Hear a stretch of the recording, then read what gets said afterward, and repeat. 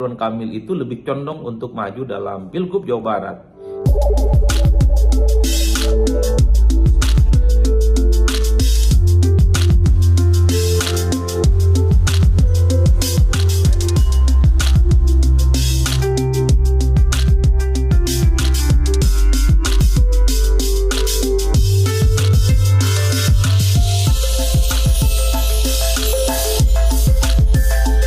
Membaca rata-rata kecenderungan secara umum, kenapa partai yang tergabung dalam KIM itu belum memutuskan secara resmi soal siapa sebenarnya sosok yang dinilai potensial menang dan akan diusung di Jakarta.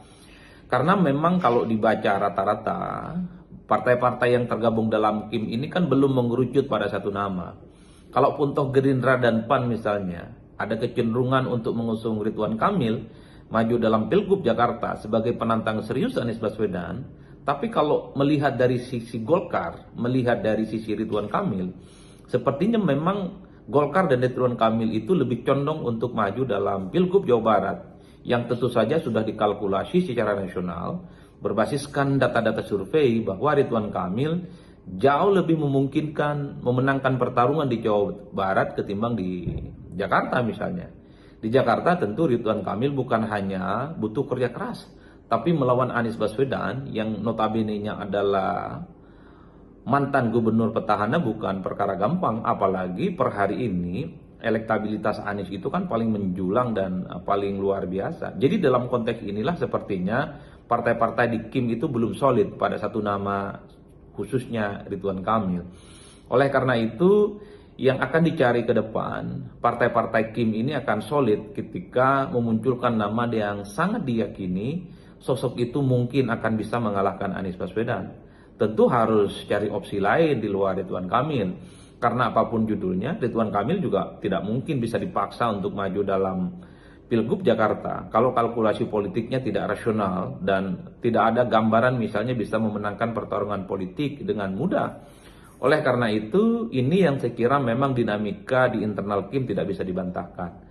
Pada saat yang bersamaan memang publik juga tidak bisa menutup mata bahwa Golkar khususnya ini kan tergabung dalam koalisinya Jokowi, tergabung dalam KIM yang saya kira di mana semua calon-calon yang akan diusung dalam pilkada khususnya Jakarta dan mungkin di tempat-tempat lain dalam pilkada di Jawa khususnya akan dikomunikasikan dengan partai lain pendukung yang tergabung dalam KIM, yaitu ada PAN, ada Demokrat, dan kemudian ada Gerindra. Sekalipun misalnya ada kecenderungan Golkar untuk memajukan Ridwan Kamil di Jakarta, tentu ketika ada partai-partai dalam KIM berkehendak supaya RK itu maju dalam Jakarta, ini yang sepertinya terus sampai saat ini masih terjadi dinamika dan tarik ulur. At the end of the day-nya soal siapa sosok yang akan diusung oleh partai KIM, bagi saya harus mencoba untuk mencari alternatif di luar Ridwan Kamil. Ada kecenderungan Ridwan Kamil itu lebih tertarik maju di Jawa Barat kembali ketimbang di Jakarta. Kalau saya justru melihat Kaisanglah yang paling pantas untuk maju dalam Pilgub Jakarta menantang Anies Baswedan. Kaisang punya peluang, muda, ketua umum PSI dan anaknya presiden.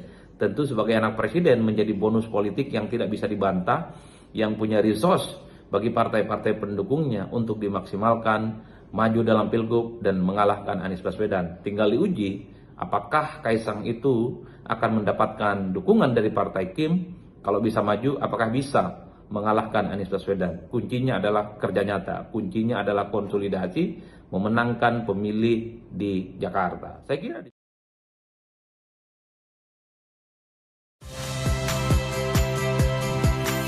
Saya Ihsan Sitorus.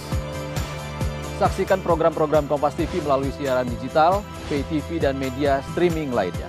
Kompas TV, independen, terpercaya.